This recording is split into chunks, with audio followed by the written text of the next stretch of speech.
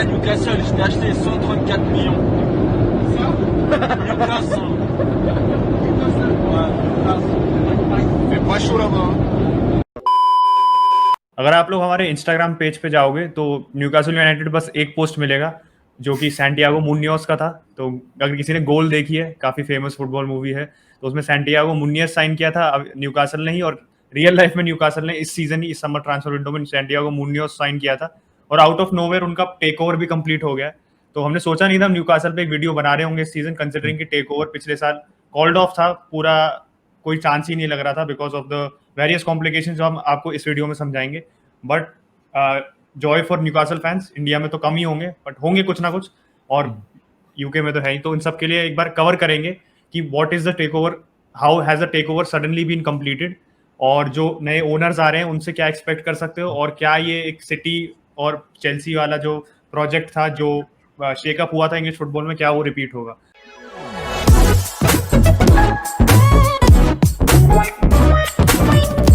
फटाफट आप लोग को समझा देते हैं कि ओनरशिप में कौन कौन है। तो माइक एशली ओनर था भाई, 14 साल से ओनर था, और बहुत ही कह सकते हो 2 रेलीगेशन हुए इसके स्टिंट में। तो बहुत ही अच्छा स्टिंट नहीं था, न्यूकासल फैन उससे खुश नहीं थे क्योंकि वो इन्वेस्टमेंट नहीं करना चाहता था। एंड डेफिनेटली वो बहुत साल से क्लब बेचने की फिराक में था, तो उसको बायर्स नहीं मिल रहे थे। जब सऊदी वाले आए थे तो काफी खुश थे, उनको लग रहा था कि हम अगले मैनचेस्टर सिटी और चेल्सी बनेंगे, लेकिन वो फेल हो गया। लेकिन फाइनली कह सकते हो रातों रात कुछ चंद मिनटों तो नहीं, समय लगा होगा, लेकिन ऐसे बस न्यूज आई और खटाक से टेक ओवर पूरा हो गया भाई। तो जो टेक ओवर हुआ है वो पब्लिक इन्वेस्टमेंट फंड, जो PIF है, बेसिकली सऊदी अरेबिया का एक फंड है जो कई चीजों में इन्वेस्ट करता है। जैसे ऊबर में उनका वो है, एक रिलायंस में भी उनका क्या कहते हैं उनकी ओनरशिप है, कुछ स्टेक उनका रिलायंस में भी है, साउथ कोरिया में बिल्डिंग कंपनी है PIF का, उसमें भी है। तो जो 300 मिलियन का टेक ओवर हुआ है भाई, उसमें आपका 80% जो पैसे दिए हैं वो PIF ने दिए हैं, और बाकी 2 ओनर्स और हैं उसमें जो माइनॉरिटी होल्डर्स हैं। एक PCP कैपिटल पार्टनर्स है और दूसरी आपकी RB स्पोर्ट्स मीडिया है। तो अचिंत, PCP कैपिटल पार्टनर्स कह सकते हो एक तरीके से पहले भी न्यूकासल को खरीदना चाह रही थी, लेकिन obviously did not work out, और फाइनली मेजॉरिटी ओनर तो नहीं लेकिन माइनॉरिटी ओनर तो हैं वो अभी भी। पीसीबी पार्टनर्स ने पहले भी कोशिश की थी 2017 में लेने के लिए न्यूकासल यूनाइटेड को अकेले, not with the help of PIF fund, but 2019 में उन्होंने खुद फिर से ट्राई किया था। और जो पीसीबी पार्टनर्स के आप कह सकते हो मेन जो हेड है इसमें, जो सबसे उभर के आ रहा है now, she is a Newcastle director as well, is Amanda Staveley. और कोइंसिडेंटली इसने जो मैनचेस्टर सिटी का टेक ओवर था उसमें भी उसने हेल्प की थी। they assisted Etihad Group in taking over Manchester City, so they are looking to overtake a lot of English clubs. Liverpool में भी इन्होंने ट्राई किया था PCB partners ने, but they failed. But finally Newcastle में with the help of PIF they have taken over Newcastle from Mike Ashley. And Mike Ashley की बात करो तो काफी लोग डिसअपॉइंटेड थे Mike Ashley से, न्यूकासल फैंस अभी से नहीं, काफी टाइम से। उत्कर्ष ने बताया कि 2 बार रेलीगेट हो चुके थे उसके अंदर, एंड दो न्यूकासल, बहुत लोग कहते हैं स्लीपिंग जाइंट है, but they haven't really won a premier league, बहुत टाइम से नहीं जीते हैं इंग्लिश डिवीजन। और वैसे देखो तो काफी फेमस प्लेयर्स खेले हैं, एलन शीरर खेला है, डेविड जिनोला खेला है, ओवर द ईयर काफी फेमस प्लेयर्स खेले हैं। अभी हमारा गुची माने है एके एलन सैंड मैक्सिमन भी खेल रहे हैं न्यूकासल के लिए। बट कह सकते हो कि they are in line to become one of the new Manchester Cities and Chelseas. And Utkarsh, अगर कॉम्प्लिकेशंस की बात करें कि पहले टेक ओवर क्यों नहीं हुआ था और टेक ओवर क्यों हुआ है, so what are the reasons, अगर बताना चाहे तो। नहीं, बताना तो नहीं चाहूंगा मैं, वैसे एक पॉइंट हमने जो मिस कर दिया, क्या कहते हैं, एक जो सारी पार्टी उसके बारे में बात नहीं कर रही है, वो है RB स्पोर्ट्स मीडिया। वो मेरे ख्याल से वो काफी इंपॉर्टेंट प्लेयर है। मैं रीजन बताता हूँ उसके, फिर मैं टेक ओवर पे आऊंगा, क्योंकि उसका जो बंदा है जेमी रूबन, वो एक और इंटरेस्टिंग फैक्ट बता देता हूँ कि वो बंदा मुंबई में पैदा हुआ है 1987 में। तो काफी खुदाई की मैंने इस बंदे के बारे में। और ये जो इनकी रियल स्टेट में इन्वेस्टमेंट करते हैं लोग, तो यूके की सेकंड रिचेस्ट फैमिली है, तो ये भी कोई हल्के खिलाड़ी नहीं है भाई। और उसके बाद ये जो जेमी रूबन जिसकी मैंने बात की, ये बंदे ने QPR के बोर्ड में 2018 से 2020 तक सर्व किया है। तो टेक्निकली एक ये बंदा है जिसने फुटबॉल में पहले से काम किया है, जो फुटबॉल के बारे में जानता है, जो जानता है कि बोर्ड लेवल पे हमें क्या प्रोजेक्ट होना चाहिए, हमें कैसी बात करनी है। और जब इसने 2020 में बोर्ड छोड़ा था तो QPR के जो बाकी मेंबर्स थे इसकी बहुत तारीफ भी कर रहे थे कि भाई इसने बहुत अच्छा काम किया, इसने हमें कह सकते हो नए इनसाइट्स दिए, एक नया विजन दिया QPR बोर्ड को। तो डेफिनेटली एक RB स्पोर्ट्स मीडिया का बंदा जो जेमी रूबन है, वो भी एक काफी बड़ा रोल प्ले करेगा मेरे ख्याल से, क्योंकि ऑन पेपर तो ये हाँ पब्लिक इन्वेस्टमेंट फंड ने बहुत पैसे देगी और अमांडा स्टेफली का मुझे पता नहीं, I don't- उसके बारे में ज़्यादा पता नहीं तो बोलूंगा नहीं। तो अगर फुटबॉलिंग नॉलेज वाइज देखो कि बोर्ड मेंबर्स कैसे रन होंगे, तो ये बंदा आपको अच्छी इन्फॉर्मेशन प्रोवाइड करेगा बेस्ड ऑन द रिपोर्ट्स जो इस पे अभी तक हैं हमारे पास। वापस आ जाते हैं टेक ओवर वाले सवाल पे। तो 2019 में जब टेक ओवर हो रहा तो मेनली 2 दिक्कतें थी, आपको याद होगा अगर तो। पहली तो ये थी कि पायरेसी इश्यूज थे सऊदी अरेबिया में, और दूसरी जो ह्यूमन राइट्स की दिक्कत थी। तो इन 2 बेसिस पे रिजेक्ट कर दिया गया था। तो उसमें एक इशू तो सॉल्व हो गया। पायरेसी वाला इशू ये था कि जो बीन स्पोर्ट्स है, कतर का जो कह सकते हो मेगा चैनल है, वो सऊदी अरेबिया में बैन था और उसके पास राइट्स है मिडिल ईस्ट के प्रीमियर लीग टेलीकास्ट करने के लिए। तो सऊदी गवर्नमेंट ने बीन स्पोर्ट्स को बैन कर दिया था, और वहाँ के जो लोकल नेटवर्क थे, जो पायरेटेड नेटवर्क थे, वो वहाँ पे मैचेस दिखाते थे। तो इसकी वजह से बीन स्पोर्ट्स को बहुत ज्यादा लॉस हो रहा था। डेफिनेटली पूरी मार्केट उनकी चली गई थी जिसके लिए उन्होंने पैसे दिए थे। तो बीन स्पोर्ट्स ने एक तरीके से ये मूव ब्लॉक कर दिया था। उन्होंने कहा था कि नहीं सऊदी में तो हमारे मैचेस ब्लॉक है, तो ये आपको टेक ओवर नहीं करना चाहिए। तो अब क्या हुआ है कि सऊदी अरेबिया की जो गवर्नमेंट है, उसने बीन स्पोर्ट्स से जो बैन है उसको हटा दिया है, और उनका जो लॉस हुए थे इतने सालों में उसको भी उन्होंने कवर कर दिया है। तो बीन स्पोर्ट्स ने कह दिया भाई ठीक है, अब मैं यहाँ मैच टेलीकास्ट कर सकता हूँ, मेरे लॉसेस भी पूरे हो गए, तो मुझे कोई दिक्कत नहीं है इस मूव से। अभी चाहे टेक ओवर करें चाहे ना करें, इनकी मर्जी है। दूसरा जो पॉइंट आता है वो है ह्यूमन राइट्स का भाई। और ये काफी ग्रे एरिया है, काफी एरिया ऑफ कंसर्न है, क्योंकि यहाँ पे बिल्कुल भी क्लैरिटी नहीं है। और एक तरीके से ये कह सकते हो कि at the end of the day जो पिछली बार टेक ओवर हुआ था वो खाली पैसे के उस पर रोका गया था, ह्यूमन राइट्स का कोई उसमें सवाल ही नहीं था, क्योंकि अभी भी कुछ चेंज नहीं हुआ है। क्योंकि प्रीमियर लीग कह रही है भाई जो PIF है और जो सऊदी की गवर्नमेंट है वो दोनों अलग अलग एंटिटी हैं, और सऊदी की गवर्नमेंट न्यूकासल को नहीं कंट्रोल करेगी। ठीक है भाई, हमने मान ली बात। लेकिन अगर PIF के बारे में एक विकिपीडिया सर्च करो ना, तो PIF का चेयरमैन भाई is the crown Prince of Saudi Arabia. भाई नाम भूल गया बंदे का मैं। तो उनका चेयरमैन भाई मोहम्मद बिन सलमान है, एंड ऑब्वियसली क्राउन प्रिंस है भाई। तो ये कनेक्शन समझ नहीं आ रहा। चिंत इस पे क्या कहते हो कि बहुत जो जर्नलिस्ट हैं वो यूके के उसको क्रिटिसाइज भी कर रहे हैं कि डेफिनेटली सीधे बात है कि अभी भी सऊदी अरेबिया की गवर्नमेंट ही कंट्रोल कर रही है। वहाँ का भाई जो प्रिंस है वो आपका इसका चेयरमैन है, जो वहाँ के मिनिस्टर्स हैं वो PIF के बोर्ड मेंबर्स हैं।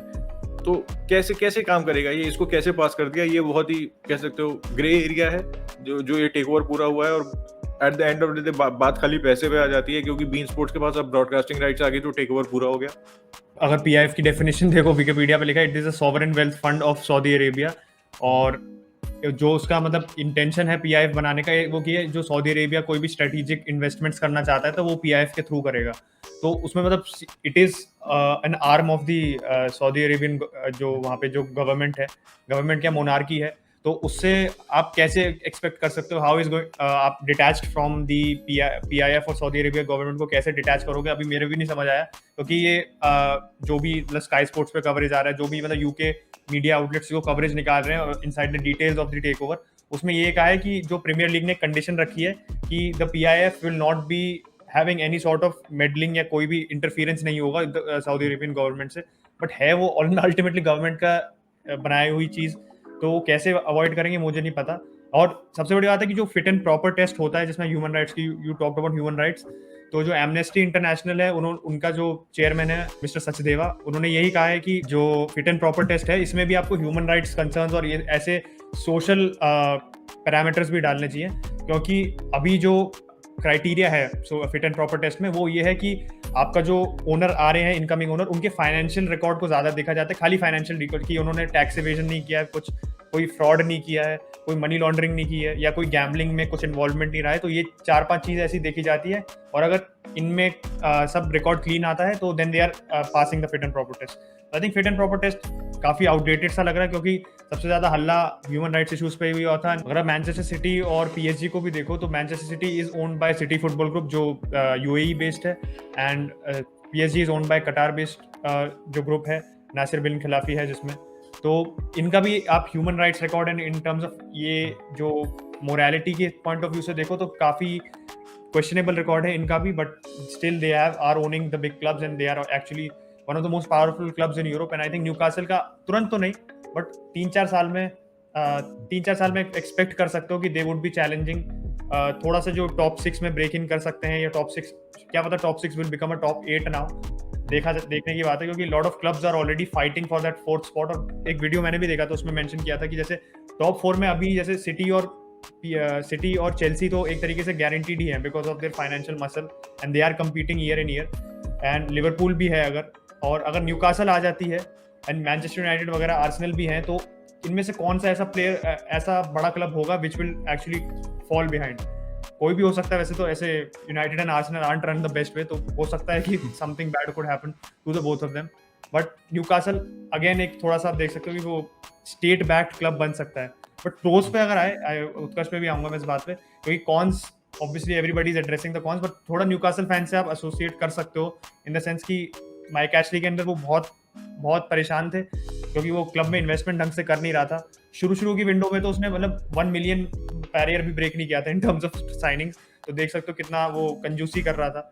एंड उसने 2013 में भी प्रॉमिस किया था कि वो अकेडमी है जो न्यूकासल यूनाइटेड की, वो उसको पूरा डेवलप करेगा, रिवैम्प करेगा। बट 2013 से अब 2021 आ गया, 8 साल हो गया, and he didn't act upon that promise one bit. तो न्यूकासल फैंस के लिए आप कह सकते हो अच्छा लग रहा है। And in comparison to City and Chelsea, वो थोड़े बड़ा नाम था इस क्लब का, क्योंकि 90s में, लेट 90s में, 96-97 में they very close to winning a title with Kevin Keegan, जब एलन शेरर था और यूनाइटेड को चैलेंज कर रहे थे। बट और वो एक्चुअली शायद क्रिसमस पे लीड कर रहे थे, but then they ended up in the league. तो ऐसा नहीं कि club has been completely anonymous या लीग वन या चैंपियनशिप में खेला था मैनचेस्टर सिटी की तरह। They are actually a decent club. तो उस पॉइंट ऑफ व्यू से आप कह सकते हो कि it is a positive for the fans, but still money talks वाली बात आ जाती है। वैसे ऑफ फील्ड बहुत पंचायत हो गई, अगर ऑन फील्ड थोड़ी सी बात करें कि ये जो इन्वेस्टमेंट है क्या ला सकता है, मेरे हिसाब से तो यार थोड़ा स्मार्ट इन्वेस्टमेंट करना चाहिए इनको, कंसिडरिंग कि अगर भाई है कि जैसे फ्लैश इन द पैन करेंगे कि आए बहुत सारे पैसे डाल दिए, तो मेरे ख्याल से वर्कआउट भी नहीं करेगा। और ओनर्स ये बात जानते हैं, वो बोल भी रहे हैं कि हम ऐसा नहीं करेंगे, हमारी एक स्ट्रैटेजी होगी, इन्वेस्टमेंट करने पड़ेगे, बिना इन्वेस्टमेंट किए तो आप क्लब नहीं आगे बढ़ा पाओगे, तो इन्वेस्टमेंट करेंगे लेकिन स्मार्ट इन्वेस्टमेंट करेंगे। मेरे ख्याल से जो उनका स्टेडियम है सेंट जेम्स पार्क भाई काफी अच्छा स्टेडियम है, उसको बहुत ज्यादा रिवैम्प करने की जरूरत नहीं है। 50,000 से प्लस स्टेडियम है, तो one of the best stadium in England. And मेरे ख्याल से अगर जो इनकी यूथ अकेडमी है, जो ट्रेनिंग अकेडमी है, उन सब पे इन्वेस्टमेंट होगा, ऑब्वियसली प्लेयर्स तो अंदर आएंगे ही आएंगे। और मैनेजर की अगर बात करें तो हमारे farmer United legend Steve Bruce की जॉब भी खतरे में है। अब कौन आता है, अभी कोई नाम लिंक नहीं हो रहा है, देखने वाली बात होगी यार किसको लाते हैं। और टेक ओवर पूरा हो गया तो अब मजा आने वाला, मजा आ रहा है। देखो जनवरी ट्रांसफर विंडो में 1-2 साइनिंग करेंगे, लेकिन जो अगला समर होगा उसमें देखते हैं एम्बापे भैया रियल मैड्रिड जाते हैं या फिर न्यूकासल यूनाइटेड जाते हैं अपने गोल पिक्चर बनाने के लिए। तो भाई ये वीडियो यहीं खत्म होता है, तो उम्मीद करते हैं आपको वीडियो अच्छा लगा हो। काफी ऑफ द फील्ड इसमें ज्यादा था, लेकिन अभी जो बातें चली वो ऑफ द फील्ड ही थी। तो अगर वीडियो आपको अच्छा लगा हो भाई तो लाइक करना बिल्कुल मत भूलिएगा। अगर आप यहाँ पे नए हैं और न्यूकासल फैन है या फिर कोई सऊदी से अगर हमारा व्यूअर है भाई, तो please hit the subscribe button and will catch you in the next one. और जाने से पहले जो आप लोगों को लग रहा है नेक्स्ट मैनेजर हो सकता है, क्योंकि कुछ भी क्लैरिटी नहीं है, अभी कोई नाम नहीं आया मैनेजर कौन होगा, तो अपने प्रिफर्ड मैनेजर चाहे एंटोनियो कॉन्टे से लेके एडी हाउ तक, एलन पार्ड्यू भी हो सकता है, वापस होम कमिंग भी हो सकती है। तो प्लीज कमेंट कर देना in the comment section down below, we love to hear कि आपकी कौन कौन कैंडिडेट्स हैं।